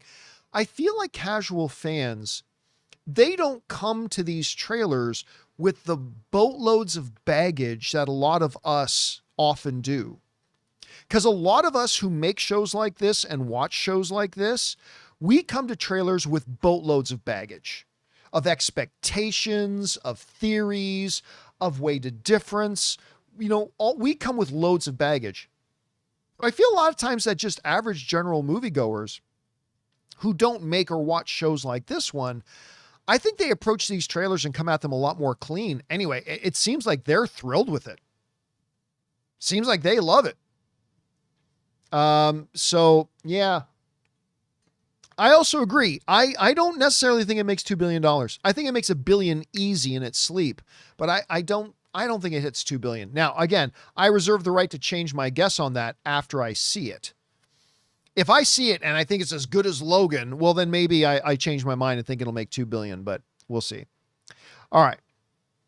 Next up, we've got Goldkinder, who writes, movie comes out in December and tickets are already selling out. Why do some people think Doom needs an intro movie? I never saw Thanos until Infinity War. You know, while it is true that, yes, you got a scene with Thanos turning to the camera and smiling. Yes, it's true. In a post-credit scene, you had Thanos opening up a vault and going, fine, I'll do it myself. Who cares? Like, those little 5-second things, were they handy? Yeah. Did they create a thread? Absolutely. Was that the reason that Endgame nearly made $3 billion? No. I'd hardly call I'll do it myself is build up, but a lot of people count that as build up. I really don't, but that's just me. All right. Thanks for that, Goldkinder.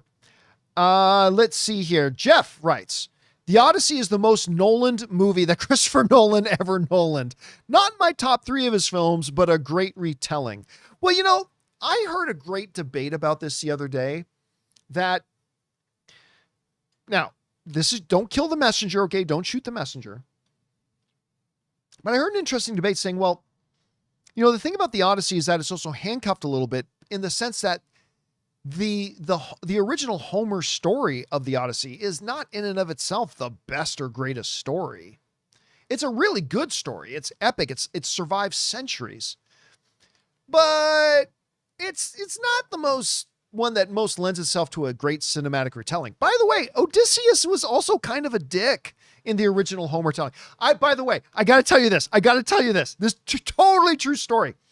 So I'm going through the comments, as I often do, and I come across this one who, I swear to God, and it's not the only one that said, what are you talking about? The Odyssey sucked. This was the most stupid movie I've ever seen in my life. When the movie was over, I wanted to ask for my money back. Who the hell thought it was a good idea to have Elliot Page as Achilles?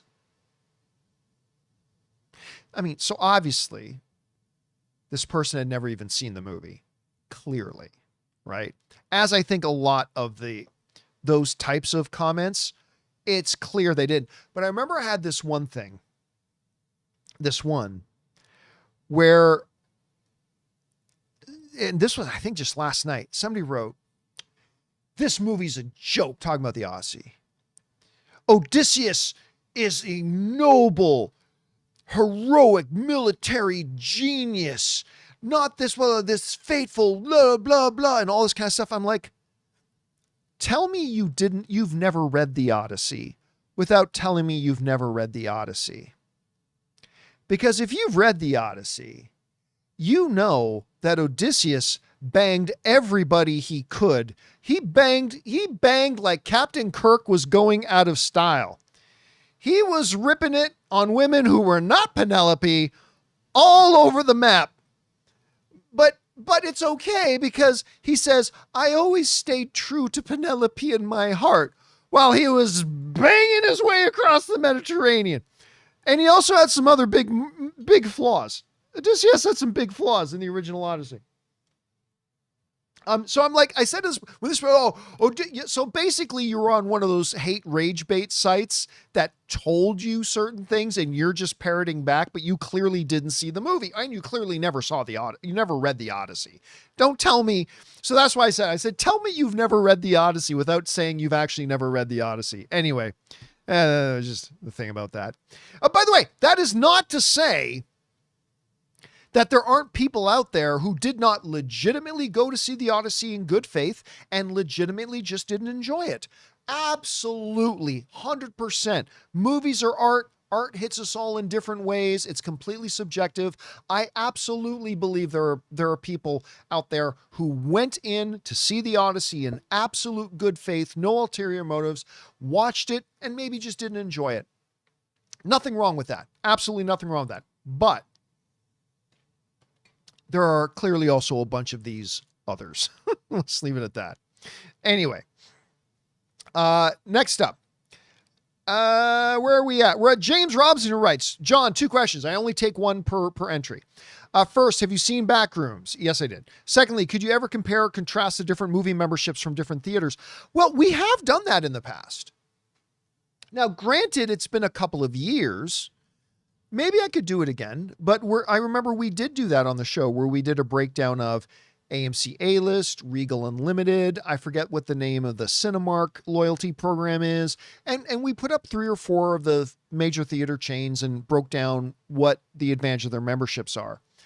To me, while I crap on AMC a lot, rightfully so, they do also, in my opinion, by far have the best membership program. I love AMC's A-List. Always have. Stroke of genius on their part, making A-List. It's absolutely phenomenal. But that's not to take anything away from Regal Unlimited, which is also a very good deal if you live close to a Regal, and others. But I think we have done that before, but maybe it's time for us to do it again and update it. That's not a bad idea, man. All right. Let's see. Next up, we've got George Mann, who writes, going to be a massive missed opportunity if the X-Men 97 music don't play when the X-Men are kicking ass in Doomsday. I'm going to disagree with you there. I think that would just be a shtick. The reality is most people who are going to go see Avengers Doomsday have never watched X-Men, like the X-Men animated original series or its follow-up X-Men 97. Not as many people watch that as you think they do. And by the way, they've already kind of done that in Ms. Marvel when it first gets revealed in Ms. Marvel that Kamala Khan has a mutation. Says there's like a mutation, and in the background they play right. They already kind of did it. Honestly, I think it would be just kicking a dead horse. I mean, I look, I'm not against it if they want to do it. That's fine. But to me, it would come across as gimmicky at this point. Number one, because you've already done it.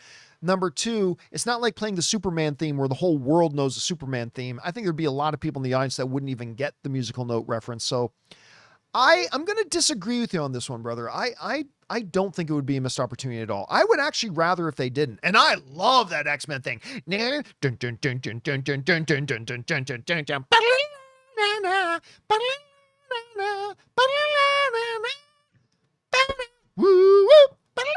Like I could just put on, I love that music, man. Love it. but I don't think they should put it in there. I really don't.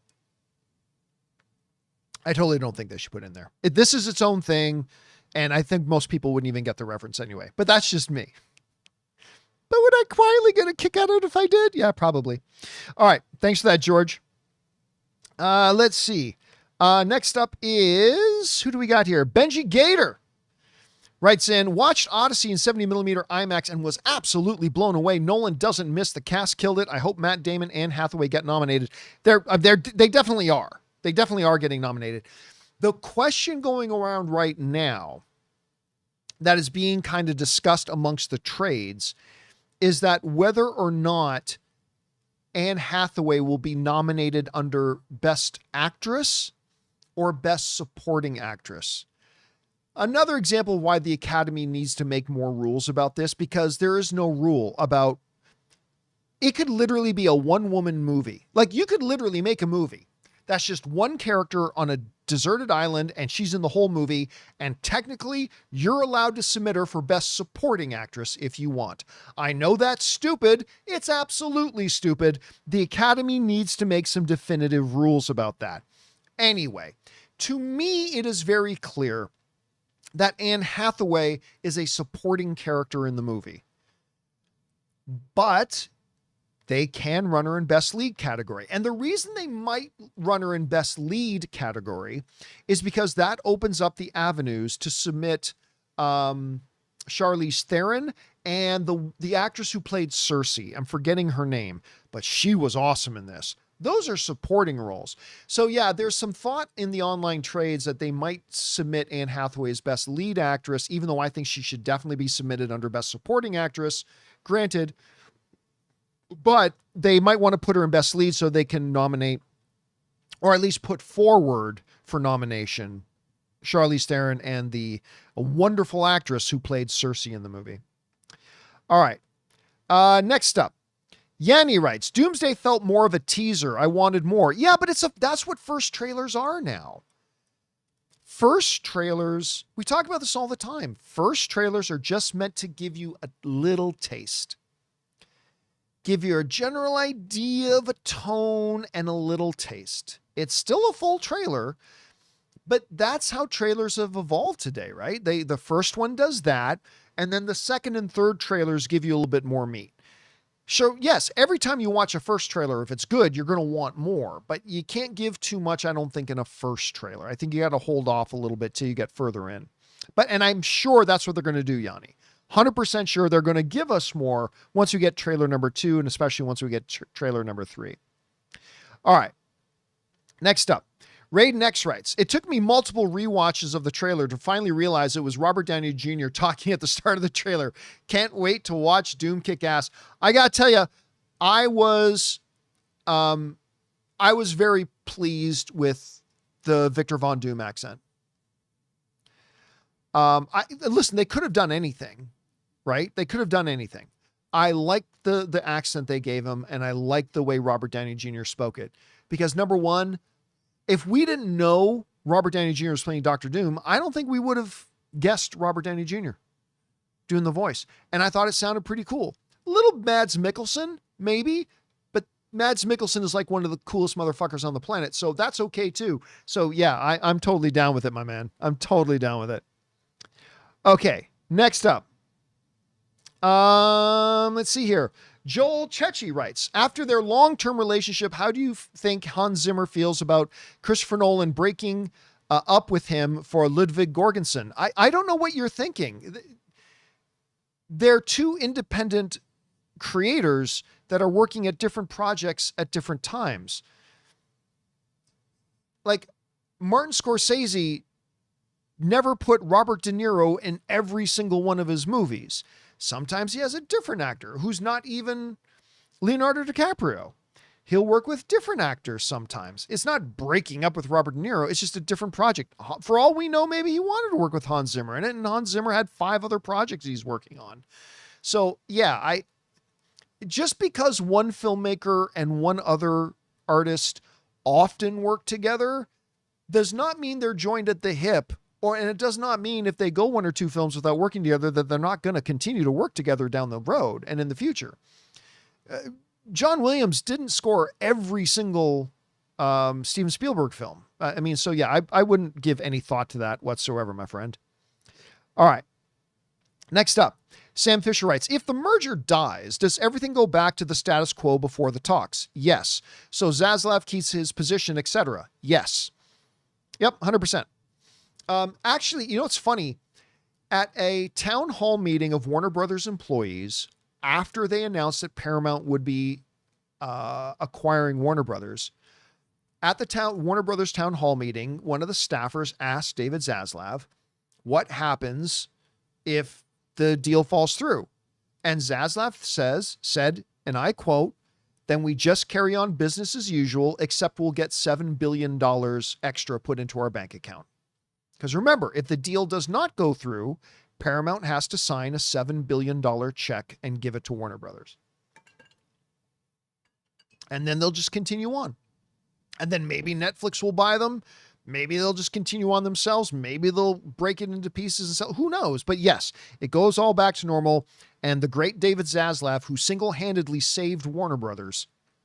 By the way, I know there's some people out there who still try to debate that. You're just wrong. Like, you're wrong. You don't have to like David Zaslav, but the facts are the facts and the numbers are the numbers. And I've done many a time where I've just put up the spreadsheet. David Zaslav saved Warner Brothers. And if you don't agree, you're just wrong. That's not a subjective opinion like whether we like or dislike a movie or whether we like or dislike a piece of art. David Zaslav objectively, demonstrably saved Warner Brothers. He completely saved it because it would have been dead a long time ago. It was on its path to going out the door and being dead as a doornail prior to him taking over. It just is what it is. Again, doesn't mean you have to like him, but he did save that company. Anyway, but yes, so the answer is if the deal gets killed, everything just continues on as normal for now. What happens after that, we'll have to see. All right. Let's see. Ian McAllister writes, Doomsday trailer was great, but it's only going to be the second biggest crossover event of the year behind John Campea shows with awesome collabs. Thank you for that. Yeah, listen, I've been having a lot of fun ever since Spectrum finally upgraded the internet in my neighborhood. And I was able to get on a much better internet that they have because their internet for me for years has been very iffy. That really limited how often I could do people remote. Hardly ever, right? I bring people in remote because my internet service was just too unstable.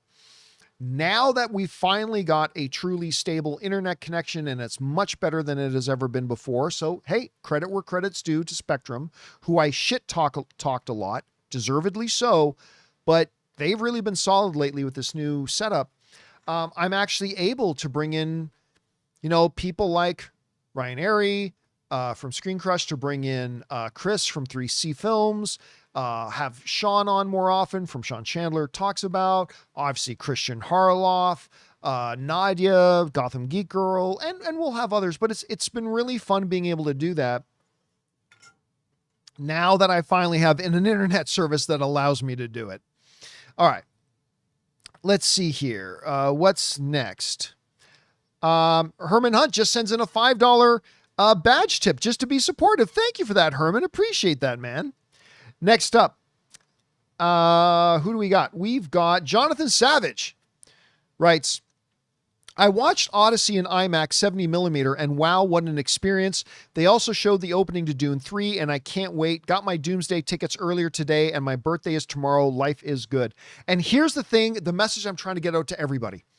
You guys remember that they showed us the first 8 minutes of Dune 3 at CinemaCon and it just made everybody lose their freaking minds. It's so good.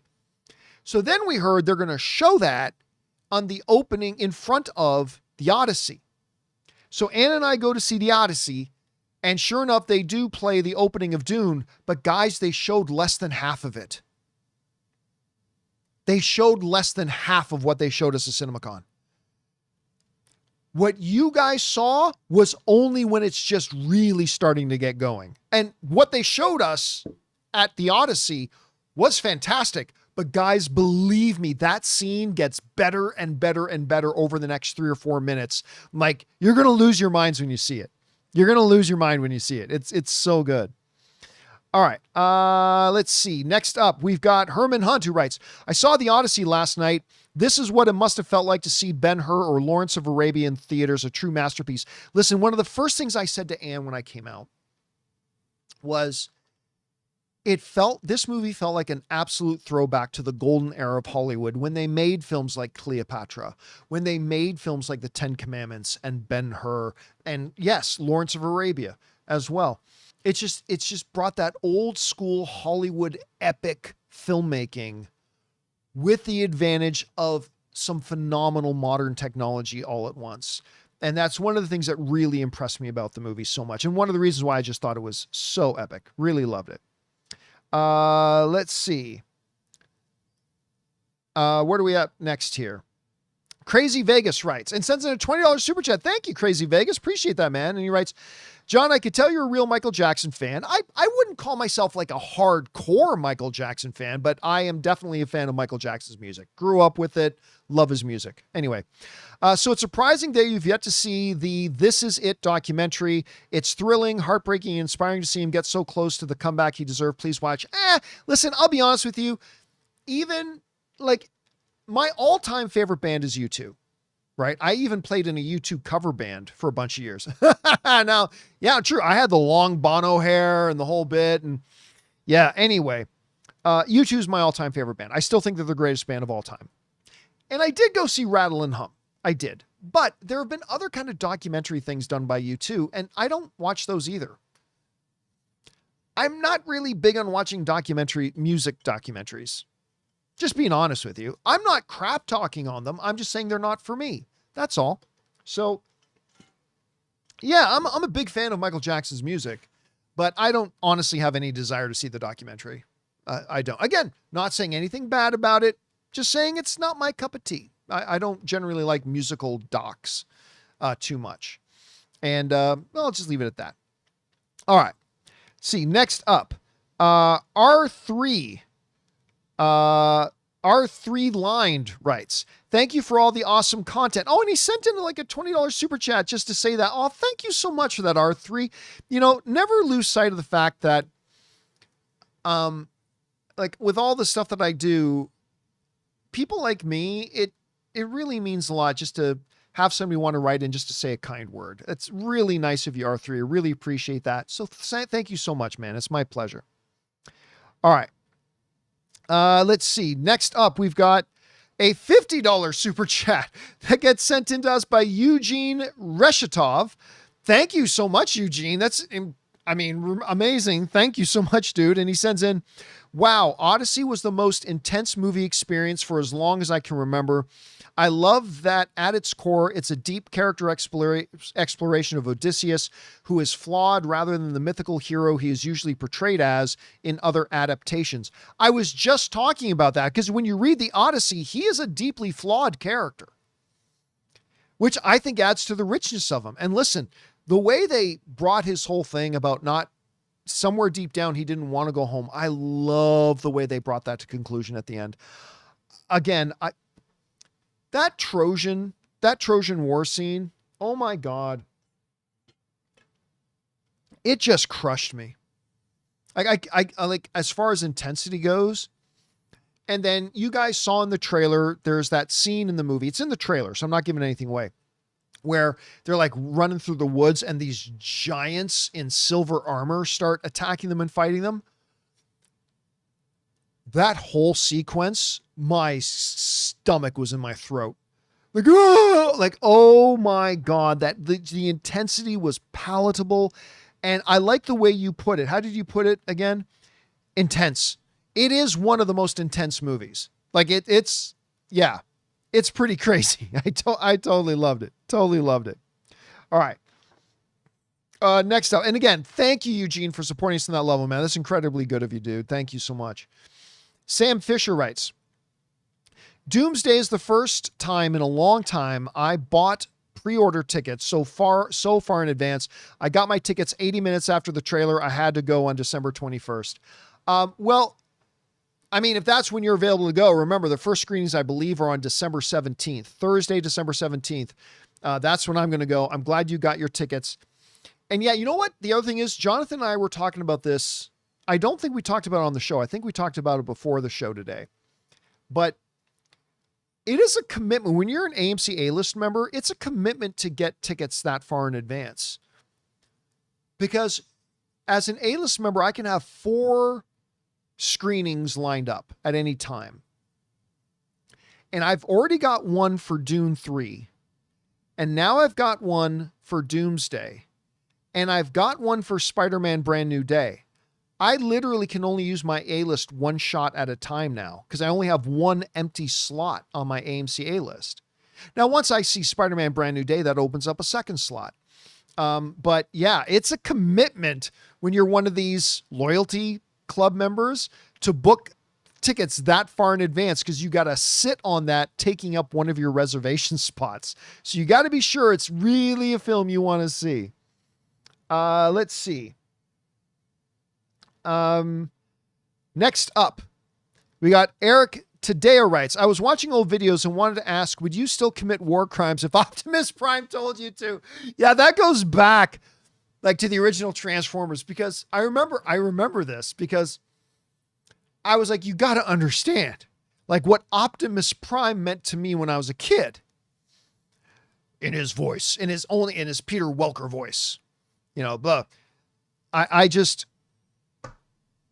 yeah, and I think I said something along the lines of, I mean, as a kid, if Optimus Prime said, John, I need you to go and do like, I would commit war crimes if Optimus Prime told me to. That's just how influential. Peter Cullen, Welker was the guy who did the voice of Megatron.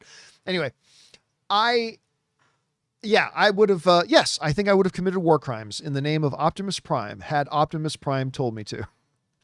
Let's see. Next up, we got, where are we? There we go. AV Techman says, hey, John, do you mind sharing with me the Powerball winning numbers since you predicted over a year ago that Michael would be $1 billion film? But here's the thing. I don't think that was ever much of a hot take. Right? I don't think it was ever much of a hot take that Michael could be $1 billion film. Now, yeah, I called it over a year ago, but don't forget, don't give me too much credit because don't forget that once I saw Michael, I wasn't like, I liked it. I liked Michael. I did. I liked the movie. In a thumbs up or a thumbs down in a fresh or rotten world, I'm a thumbs up for Michael. I liked it. But I was also a little disappointed in it. Like I thought it could have been and should have been a lot better. And so after I saw it, I was like, I don't plan on going back to watch it again, which I would have done if I loved it. And I don't know if it's good enough to get over that $1 billion mark. Plus, when you looked at the box office, it wasn't on track to hit $1 billion. So I started to doubt that it would, even though I had predicted for well over a year that it would cross the $1 billion mark. Once I saw it, I started to doubt it. So I gotta be honest about that. Don't give me too much credit. But yeah, I'm not in the grand scheme of things, not surprised that Michael made $1 billion. I don't think that was that much of a Nostradamus kind of prediction that Michael would be $1 billion film. So I'm super glad. I'm very happy for it. I'm always happy for any film having success. All right. Let's see. Next up, Love Angel says, I saw Odyssey in the slightly smaller IMAX. Should I go rewatch it in 70 millimeter IMAX? I'll be honest with you. As somebody who saw it in 70 millimeter IMAX, I don't think it's necessary. I don't think it's necessary to go back and watch it in 70 millimeter. I mean, maybe just to see the first couple of minutes of Dune, that might make it worth it. But I think you probably got every bit as good of an experience watching it in the smaller IMAX or any of the other premium large format screens. I honestly think you're okay. I think you're okay. I'm still going to go back and watch it again, but I'm going to go watch it in Dolby Prime this next time. That'll be me. All right. And that'll do it, guys, for today's installment of the John Campea Show. Thank you so much for being here, making our little show part of your day. Big special thank you to our guest, of course, Christian Harloff, for being here. You're going to see him on Mondays for at least moving forward for the next little while. It's going to be good to have him around here. And of course, to our technical producer, Jonathan Voico. Don't forget to come on back and join us again tomorrow, guys. It'll be me, Jonathan, Rob will be in town. We've already got a number of topics that came in today already that we've got lined up for tomorrow. I'm really excited about tomorrow's show. I'll look forward to seeing you then. So that'll do it for me for now, guys. Thanks a lot for being here. And until next time, my friends, bye-bye.